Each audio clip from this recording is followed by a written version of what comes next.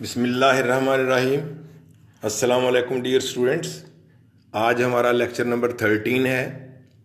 जैसा कि आप जानते हैं, हम book 1 lesson number 3 short stories हैं, और ये जो लेसन नंबर 3 है ये डार्क देवर एंड गोल्डन आइट, इसकी ट्रांसलेशन कर रहे हैं।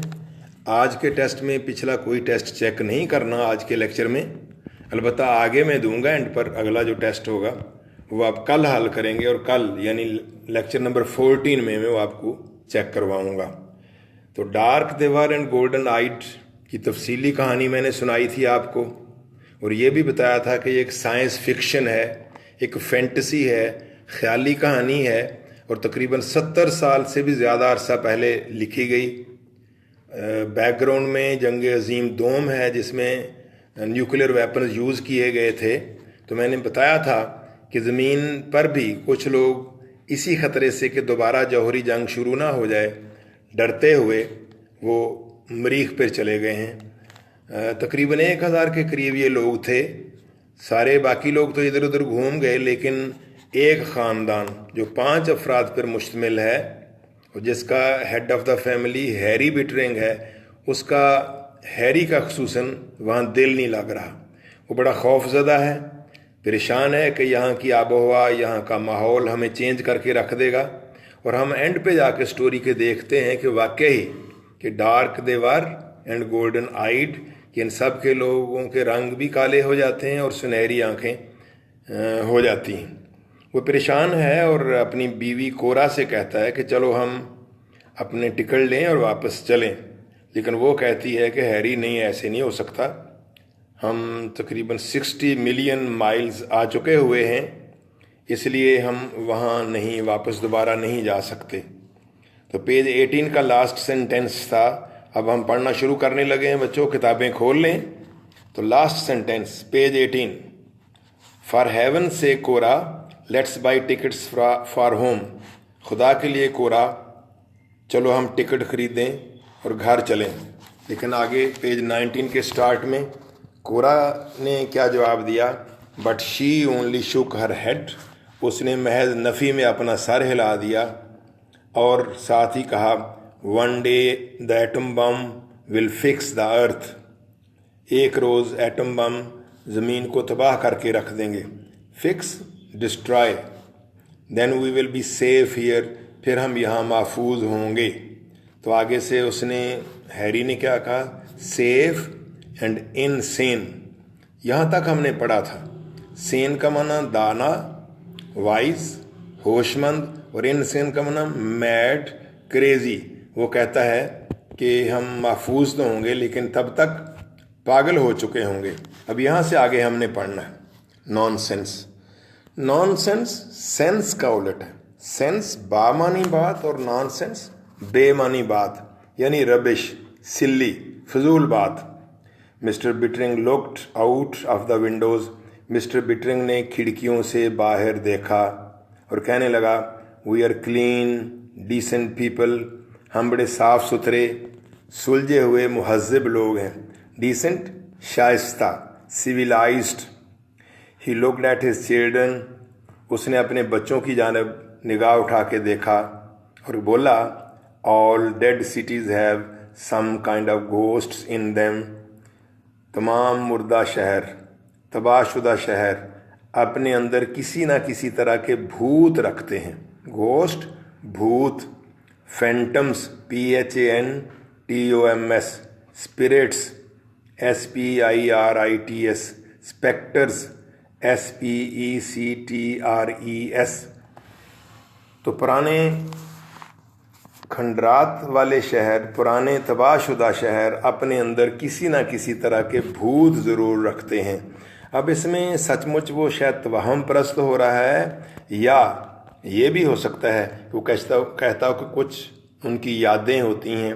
तो यहाँ घोस्ट से मुराद रिमेम्बरेंसेस भी हो सकती हैं। आगे उसने उसकी खुद भी वजाहत की है, मेमोरीज, आई मीन मतलब होना, मेरा मतलब है यादें। He stared at the hills. उसने पहाड़ियों की जानब घूर के देखा और बोला, You see a staircase and you wonder what Martians looked like climbing it. Staircase, सीढ़ी, ladder, steps. Wonder, हैरान होते हैं. मार्शंस, मरीखी लोग.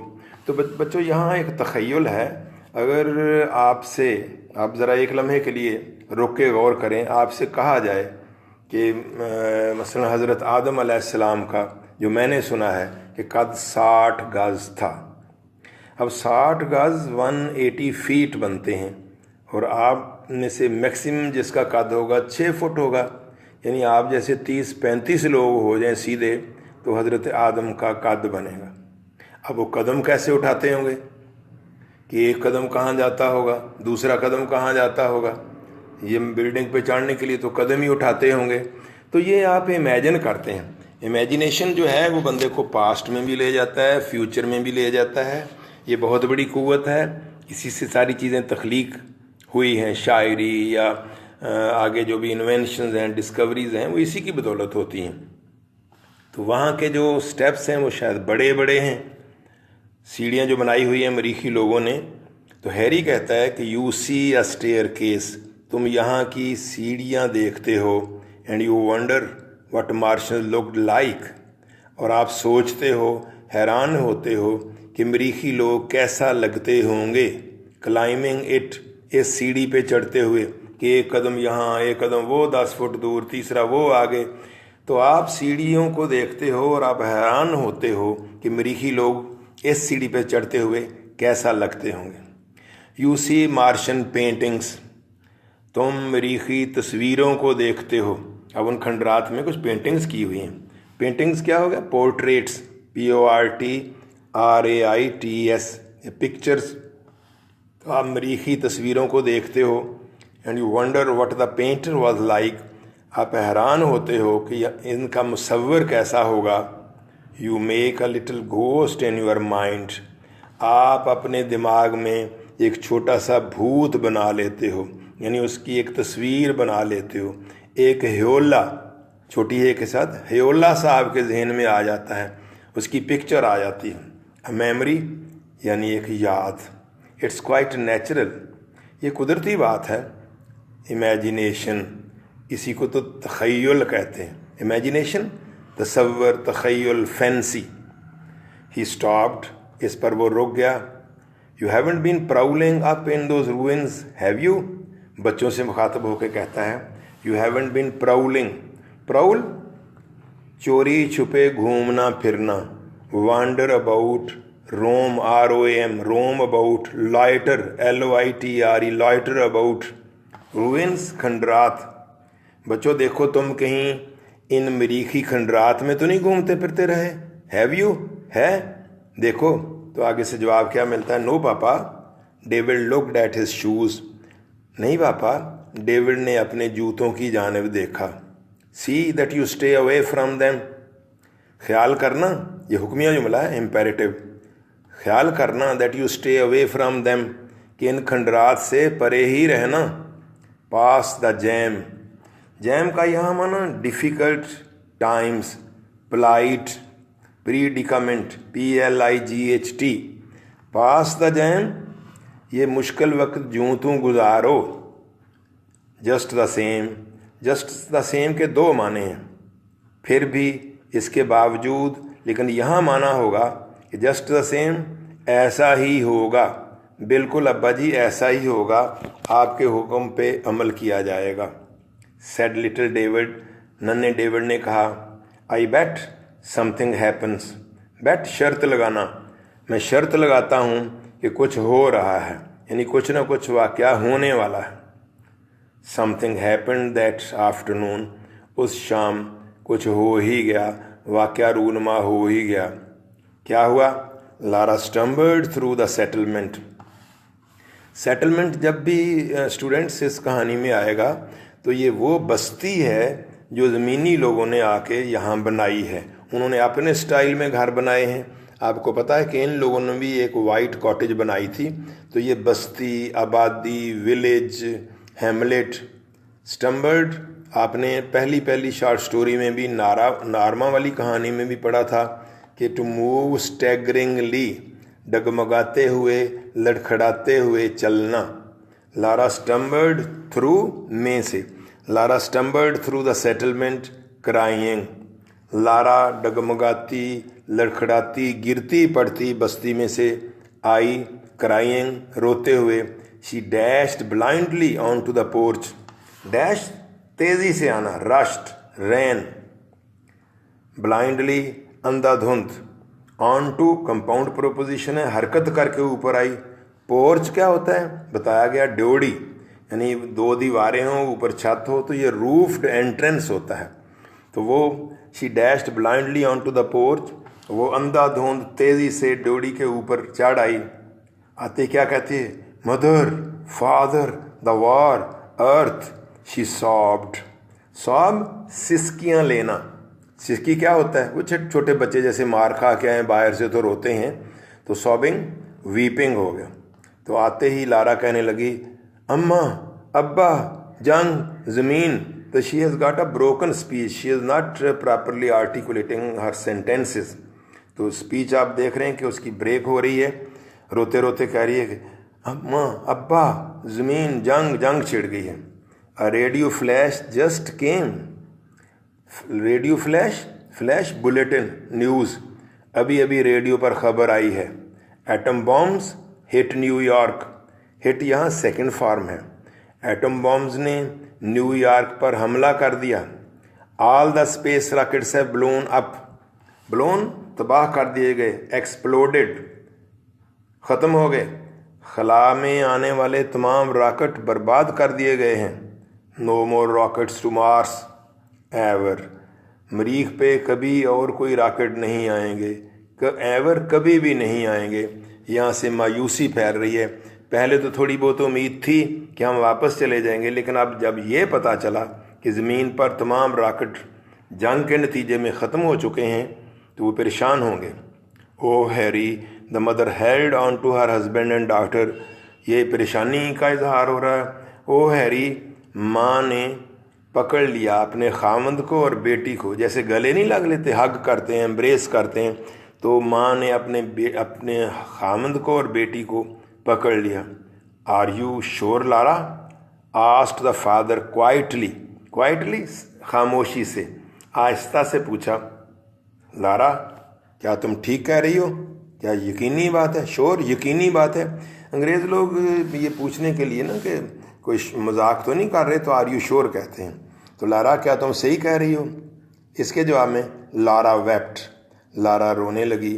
We are stranded on Mars for ever and ever, strand फंस जाना, आइसोलेट, ISOLATE, आजकल तो ये लफ्ज़ बड़ा आम है। कास्ट असाइड, एक तरफ फेंके जाना, यानी कि जहाज़ जैसे तबाह हो जाए तो किसी जजीरे पे अकेले रह जाएं तो वो स्ट्रैंड हो जाता है। To be caught in a difficult situation because of being separated, because of being isolated from others, ये स्ट्रैंड का माना होता है। तो हम मार्स पर अलग थलग होकर फंस कर रह गए हैं हमेशा हमेशा के लिए। अब ये तो कैफियत बदल गई ना। For a long time there was only the sound of the wind in the late afternoon, बड़ी देर तक कोई और आवाज़ नहीं थी सिवाय हवा की आवाज़ के। तो उस शाम देर गए तक सिर्फ हवा की आवाज़ ही आ रही थी। अलोन थॉट बिटरिंग, अलोन के बाद देखे कौमा, अकेले बैठे, बिटरिंग सोचों में गुम था, हैरी बिटरिंग सोचों में गुम था।